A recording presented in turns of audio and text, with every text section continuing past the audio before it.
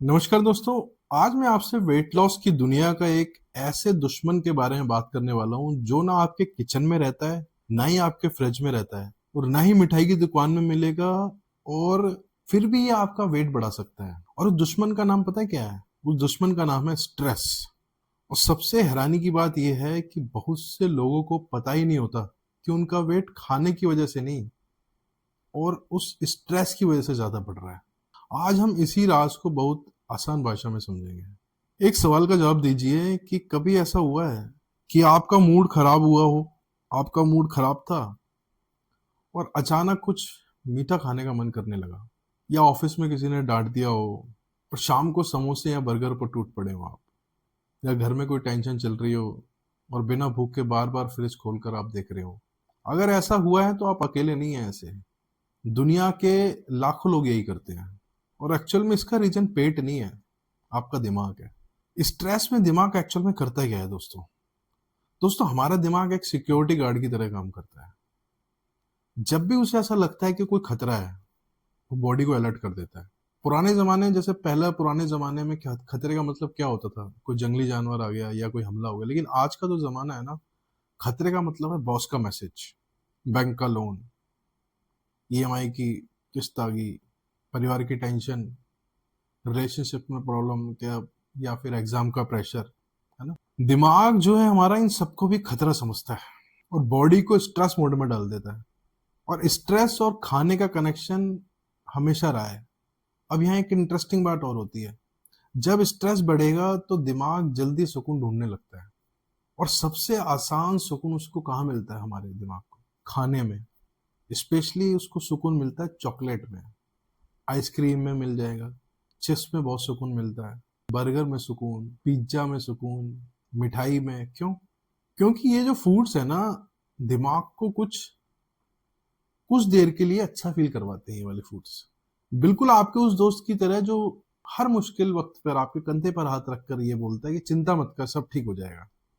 फर्क बस इतना है कि खाना जो है एक टेम्परेरी दोस्त है। खाना प्रॉब्लम सॉल्व नहीं करेगा, सिर्फ थोड़ी देर के लिए उस प्रॉब्लम को भुला देगा आपको। एक रियल लाइफ एग्जांपल, मान लीजिए रमेश बाबूजी ऑफिस में काम करते हैं और सुबह से बॉस पीछे पड़ा हुआ है उनके, क्योंकि टारगेट पूरा जो नहीं हुआ, रिव्यू मीटिंग भी खराब चलेगी उनकी। पूरा दिन बाबूजी का टेंशन में निकला है। अब शाम को घर आते वक्त रमेश बाबूजी का दिमाग बोलता है कि यार आज कुछ अच्छा खाते हैं। लेकिन रमेश बाबूजी को असल में भूख नहीं लगी है। उनको एक्चुअल में क्या है, इमोशनल रिलीफ चाहिए। और यही जगह है जहां इमोशनल ईटिंग शुरू होती है। अब इमोशनल ईटिंग क्या है, ध्यान से समझिए। ये वेट लॉस का बहुत इंपॉर्टेंट कॉन्सेप्ट है, इमोशनल ईटिंग। इमोशनल ईटिंग का मतलब है कि भूख पेट में नहीं है, लेकिन खाना मुंह में जा रहा है। आप उदास बैठे हैं लेकिन खाना जा रहा है। आप बोर बैठे हुए हैं, बोर फील कर रहे हो, लेकिन खाना जा रहा है। आप टेंशन में बैठे हैं लेकिन खाना जा रहा है। आप कुछ सेलिब्रेट कर रहे हो तो खाना जा रहा है अंदर। हर इमोशन का सॉल्यूशन ना खाना बन गया है। और धीरे धीरे ये आदत बन जाती है।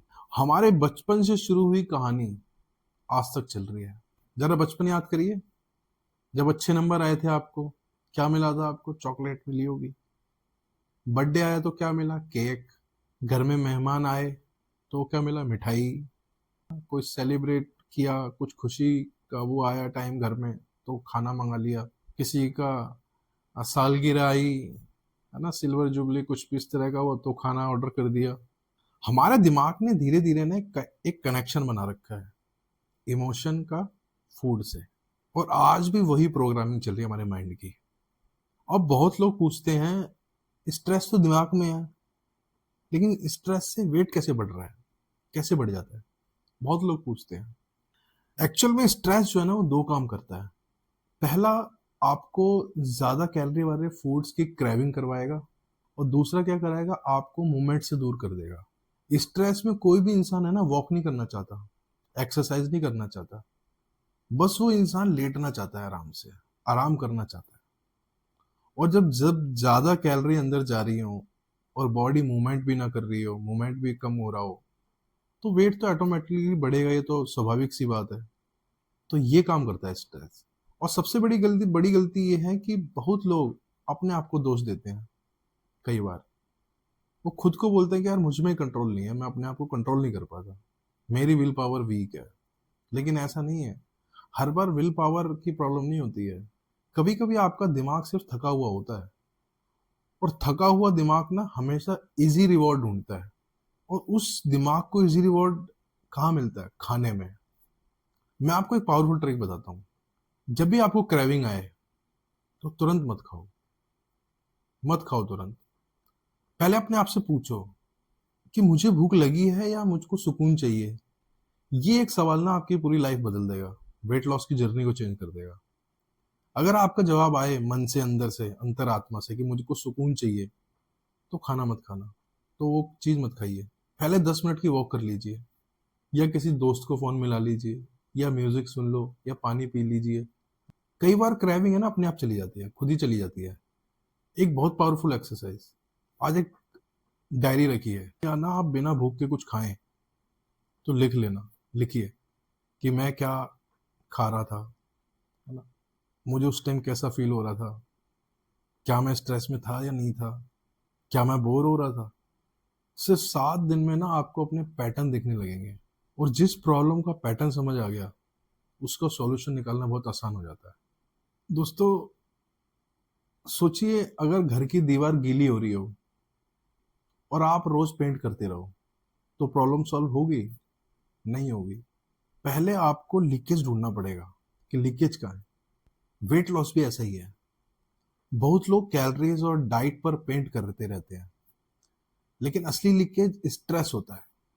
जब तक स्ट्रेस को समझेंगे नहीं, तब तक प्रॉब्लम बार बार लौट कर आती रहेगी। आज की वीडियो से बस एक बात याद रखिए कि कई बार ना पेट भरा होता है लेकिन दिल थका हुआ होता है, और हम दिल की थकान को खाने से ठीक करने की कोशिश करते हैं। और इसी वजह से वेट लॉस की लड़ाई किचन से पहले दिमाग में जीतनी पड़ती है। आप कमेंट में जरूर लिखिए कि मैं भूख और इमोशन का फर्क समझना शुरू कर रहा हूँ। मिलता हूँ आपसे मैं एपिसोड 4 में। और एपिसोड 4 रहेगा हमारा, आपको खाना पसंद नहीं है, आपको रिवॉर्ड पसंद है। ये एपिसोड आपको समझाएगा कि दिमाग जंक फूड के पीछे इतना पागल क्यों हो जाता है। Thank you.